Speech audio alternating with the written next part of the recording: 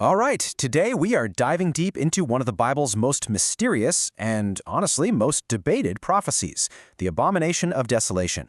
We're going to explore a really compelling interpretation that challenges what a lot of people have always assumed, suggesting the real threat didn't come from some outside army, but from within.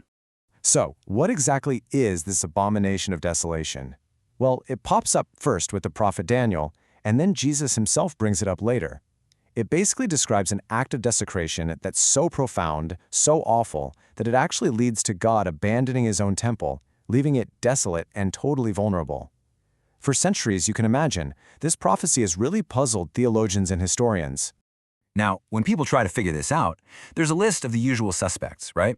Some will point to this Greek king, Antiochus Epiphanes, who famously sacrificed a pig on the temple altar way back in the 2nd century BC. Others are sure it was the Roman army that leveled Jerusalem in 70 AD, and a whole lot of people today believe it's pointing to some future global antichrist who's in a one-day defile a rebuilt temple. These are the conventional views, the ones you hear all the time. But the source material we're digging into today, it proposes something radically different. So here's our roadmap for this investigation. We're going to start with the unlikely culprit at the heart of this whole theory. Then we'll reread the key prophecies through that lens, uncover a decisive clue in the original language, trace this recurring pattern all through the Bible, and finally, get into why this interpretation really matters today. Okay, so our investigation is about to take a pretty dramatic turn. We're about to introduce a thesis that completely flips the script, shifting our focus away from an external enemy to an internal one. And here it is, the core idea. This interpretation argues that the Great Desecration wasn't committed by a Gentile king or some Roman general. No. It was Israel's own religious system that had rejected its Messiah. And that so-called man of sin? Well, that's identified as the corrupt high priest himself. You see how this just completely reframes the narrative? Instead of a foreign army breaking down the gates, this theory says the corruption was already festering inside the holy place, carried out by the very people who were supposed to protect it. The problem wasn't at the walls, it was at the altar. Okay, so how does a theory like that hold up when you actually look at the scriptural evidence? I mean, if the bad guy was an insider, how does that change the way we read these key prophecies? Let's take a closer look. This is where it gets really fascinating. You have to notice the subtle but absolutely crucial difference between the Gospels.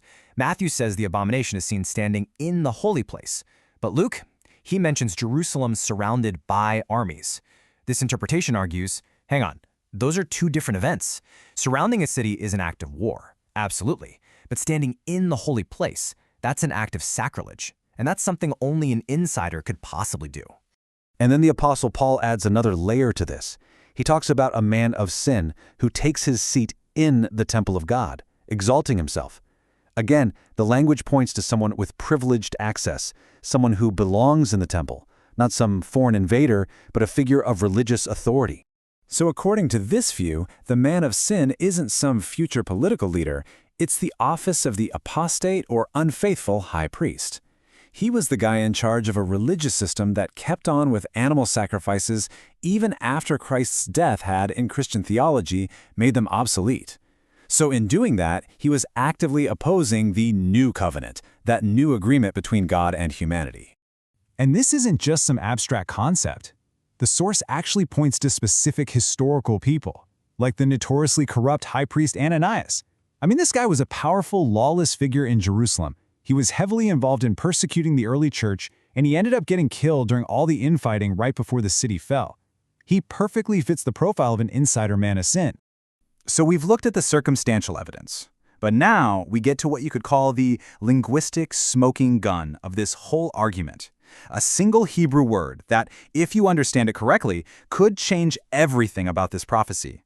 You know, most of our English Bibles use the word abomination pretty broadly, but the original Hebrew actually makes a distinction. There are two different kinds of abomination, and that distinction, according to this source, is the key to unlocking this whole thing.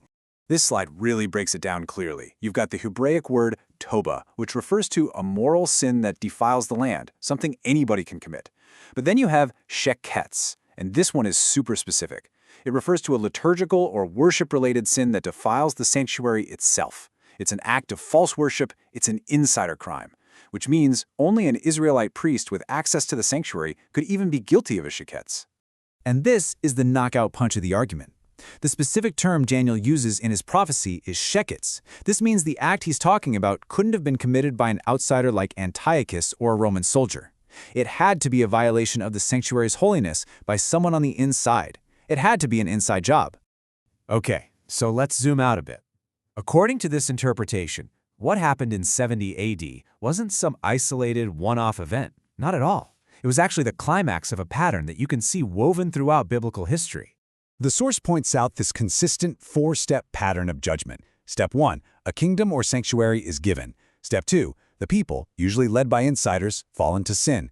Step 3, God withdraws his presence. That is the real act that makes the place desolate. And only then, step 4, does an enemy army show up to destroy the now spiritually empty house. You see, the army is the consequence, not the cause, of the desolation. And you see this pattern play out over and over again. From the flood destroying a corrupt world, to the corruption of Eli's sons, who were priests, leading to God abandoning the tabernacle, to God's own glory literally departing from Ezekiel's temple right before Babylon destroyed it. In every single case, internal corruption comes before external destruction. And so, the events of 70 AD are presented as the final, ultimate climax of this exact pattern. So, why does any of this matter? I mean, who cares about a 2,000-year-old debate about prophecy? Well, in this last section, let's explore the modern-day implications of looking at it this way. The source is really clear on this point. This isn't just an academic exercise to correctly identify some historical event. No, the Abomination of Desolation pattern is a timeless principle. It's a warning that is still very much active and relevant. And you see this principle carried right into the New Testament. Think about the warnings Jesus gives to the 7 churches in the book of Revelation. It's the same pattern. If a church allows for internal corruption and apostasy, Christ warns that he will remove his presence, their lampstand, and leave them desolate. So what are the big takeaways from this whole perspective? Well, first, that biblical prophecy is maybe less about predicting geopolitical events and more about the moral and spiritual state of God's own people. Second, that the gravest danger often comes not from enemies on the outside, but from corruption on the inside. And finally, all of this serves as a powerful, ongoing warning to all religious institutions today. And that leaves us with a pretty challenging thought to end on, doesn't it? If the abomination that causes desolation is really, at its core, about insider corruption, does that mean we might be focusing too much on external threats, while maybe ignoring the potential for decay from within? It's a question that really challenges us to look inward, and not just outward.